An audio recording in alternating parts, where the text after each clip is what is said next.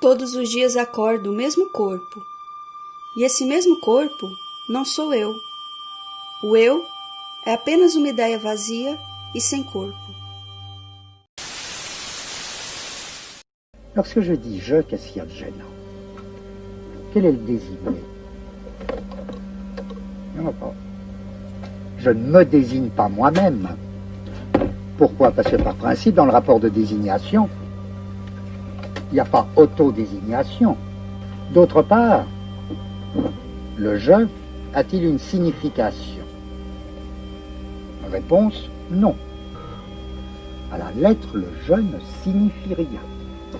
Tandis que le je, qu'est-ce qu'il y a de commun entre tous ceux qui disent je? C'est une signification enveloppée. C'est-à-dire, la signification est donnée dans le signifiant lui-même. C'est très rare, ça. O que é esse corpo que teria tudo para nos definir, mas que nos escancara o indecifrável sobre nós? A gente se engana. Pensamos que sabemos tudo sobre o corpo. Dissecamos ele, observamos até o invisível molecular, os ossos, os nervos, a pele, os órgãos, o sangue, desbravamos tudo. Mas não é nada disso. Ele não é o contorno e nem o preenchimento. Ele todo é impalpável, ele todo escapa. O corpo escapa. E é por escapar que maltratamos tanto ele e que desejamos a sua morte.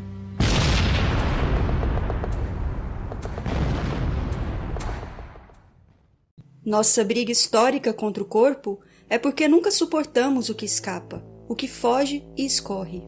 Se não puder ser algo contido e que caiba bem nos contornos mesquinhos de nossas ideias, então o amaldiçoamos e decretamos a sua morte.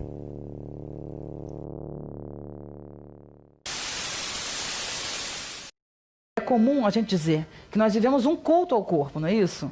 Mas isso é completamente irreal. Nós não só não vivemos um culto ao corpo, como nós desvalorizamos o corpo. O que é isso que a gente valoriza tanto, que a gente chama de corpo e que eu estou dizendo que não é corpo? Nós valorizamos a imagem do corpo. Nós valorizamos o Photoshop, especialmente. Tem toda uma tecnologia para atingir o corpo ideal. Então, o que nós manipulamos nas imagens, o que nós vendemos é um corpo ideal. E o corpo, literalmente, absolutamente nada tem a ver com o ideal. O corpo é o inesperado. Mas que absurdo!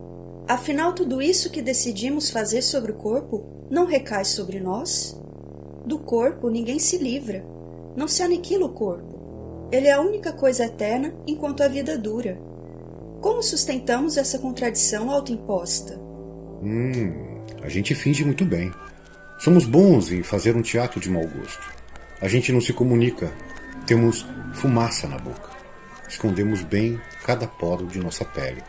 Organizamos tudo, até nós mesmos. Somos tão organizados que normalizamos até a falta de tempo. Afinal, se tivermos tempo para sentir, o corpo ressurge. E o que faríamos com ele? O corpo nos prega peça, brinca com as nossas verdades, desmorona o nosso vazio e o preenchimento interno de tudo que nos ocupamos em possuir. O corpo dança mesmo sem música. Ele grita mesmo sem voz. Ele salta mesmo sem pernas. É uma gama de coisas diante das quais as palavras simplesmente se calam. Corpo é silêncio e é um tiro no escuro. É um copo estourando, um líquido que não se contém. Nada o contém. Et qu'est-ce que vous nous foutez là, monsieur Artaud? Huitièmement, l'homme, quand on ne le tient pas, est un animal érotique. Il a en lui un tremblement inspiré. Une espèce de pulsation productrice de bête sans nom. Então, o que fazer? Resta-nos o abandono desta guerra que nunca fez sentido algum. E isso pressupõe o abandono de tudo o que achamos que sabemos sobre nós, de tudo o que tentamos vestir e transparecer, de tudo o que projetamos quando nos definimos. Mas não é um abandono pelo simples abandonar. É um abandono para de fato podermos milagrosamente nos apalpar, nos sentir e nos contornar. O nosso contorno pressupõe uma dinâmica que não para, um movimento que não cessa. E por isso, precisamos do abandono de coisas fixas e prontas. O abandono do apego, das mãos fechadas que tentam segurar.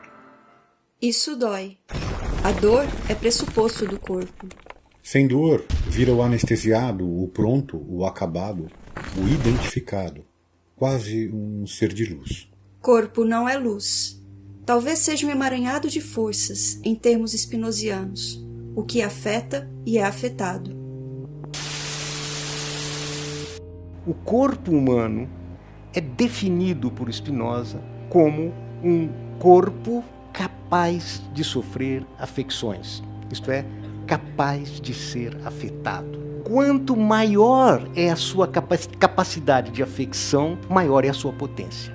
Nós inevitavelmente seremos afetados pelos outros corpos, estaremos ligados afetivamente aos outros corpos, mas quanto mais eu sou capaz de ativar os meus afetos, compreender a razão pela qual esta paixão alegre ou triste é produzida em mim, tanto mais eu passo de uma situação de passividade para atividade. Isso significa eu sou livre. E é só na medida em que eu me concebo como um elemento da ordem universal da natureza é que eu posso abandonar certas ilusões de onipotência. É que eu posso, portanto, conceber claramente aquilo que eu posso e aquilo que eu não posso. Artaud nos diria sobre um corpo sem órgãos, o encarnado. O corpo oscila por um lado osso e por outro fora da pele. Por um lado o impenetrável e por outro o permeável, nada e tudo. É um balanço, e isso significa limite, a corda bamba e o precipício. O rio e suas margens. E por isso o corpo subverte e coloca em xeque a tudo. Ele é o impreciso limite, aquele ponto exato que nunca podemos tocar sem corrermos o risco de cairmos. O corpo é o aceite de um perder-se e um desmoronar-se.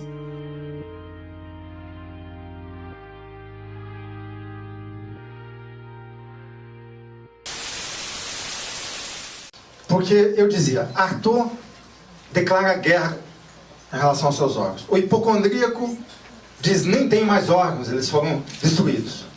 O paranoico diz, destrói os meus órgãos, mataram os meus órgãos, mas eles ressuscitam por algum milagre. Os drogados combatem os seus órgãos, são esquizos experimentais, diria Deleuze. Dizia antes que os psicanalistas dizem, pare de experimentar e vá estruturar o teu eu. A gente diz, experimente. Você não experimentou o suficiente. Você nem sequer começou a experimentar. Você precisa começar a criar as condições de experimentação, porque elas não estão dadas. Então você precisa encontrar o seu meio de imanência. Encontre um lugar.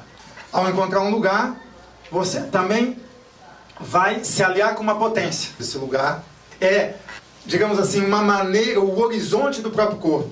Onde o desejo do corpo brota e para onde o desejo do corpo, de alguma maneira, investe e produz corpo para esse desejo, para essa potência. Então eu crio uma espécie de deserto em mim e povoo o meu próprio deserto. Eu crio um meio e a população para esse meio. Uma população afetiva, uma população intensiva. Eu crio um corpo onde se passa algo. Eu crio um corpo que não perde o dever. Eu crio um corpo em acontecimento. Eu crio um corpo como meio de fabricação da própria potência que se efetua através do corpo. Portanto, eu crio um corpo em variação. Tudo isso em síntese para dizer que o corpo se movimenta e produz diferença. Inquieto, dilacerado, plural. Processo tolo ou inapropriado, fácil de ser julgado. Aposte, diz o corpo. O corpo é este paradoxo. É uma simulação. Um como se e uma aposta. É como estar em um líquido, movendo, imerso, e na medida em que vomitamos, não tocamos o que sai de nossas bocas. É a simulação de não nos tocarmos. É não parar de se mover. É o estado da loucura permanente, quero dizer, da sanidade. O corpo é são.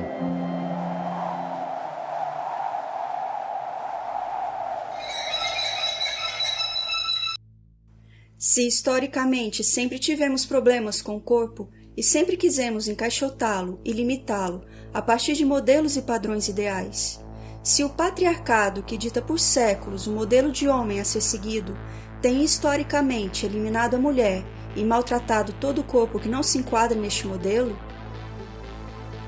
na nossa sociedade não podemos deixar de considerar o corpo branco, que tem se colocado como modelo a partir de um delírio somente seu, em torno da ideia absurda de raça, subjugando o corpo negro e indígena aos piores lugares possíveis de se construir. Já que vocês não entendem que isso é vida também? Subjugando, portanto, o seu lugar no mundo e o seu acontecimento.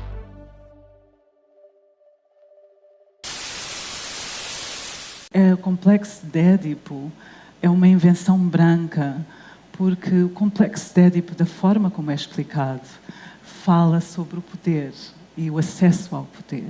Fala sobre a família, mas a família como um sinónimo de nação. Os povos colonizados não pertencem a essa nação e que não têm acesso a essa nação. E por mais obedientes que sejamos, nós não temos acesso a essas estruturas e esse privilégio histórico, constitucional, institucional, estrutural.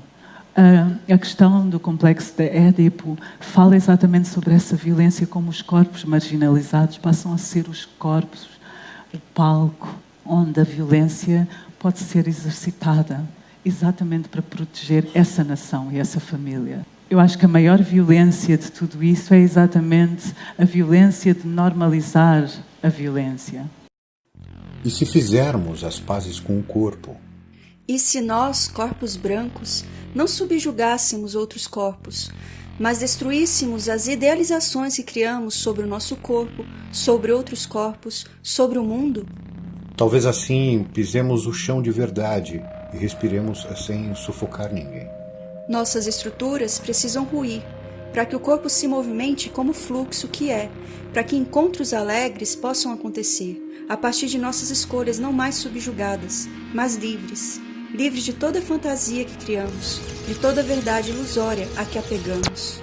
Livres de nosso eu, para quem sabe ressurgirmos como um nós. Multiplicidade sem aniquilamento. Coisa que tem sido muito gratificante é encontrar o que eu fui encontrando, sabe? Assim, menos procurando alguma coisa, me libertando até um pouco das expectativas, porque antes eu acho que tinha muito isso, a necessidade de corresponder a um ideal de corpo, né? Claro. A uma ideia de corpo. Então a gente está o tempo todo buscando alcançar esse corpo que parece que nunca está aqui. E daí eu acho que nesse caminho eu fui aprendendo a olhar para o espelho com essas dúvidas, mas a olhar exatamente para aquilo que está sendo refletido, né? E me acompanhar nesse reflexo e olhar um pouco mais para cá e menos para a ideia de um corpo que está lá e que eu quero alcançar ele de alguma forma. E talvez o corpo seja isso, uma viagem sem destino. Um flagrante. Um passeio. O que antecipa a morte. O infinito findável.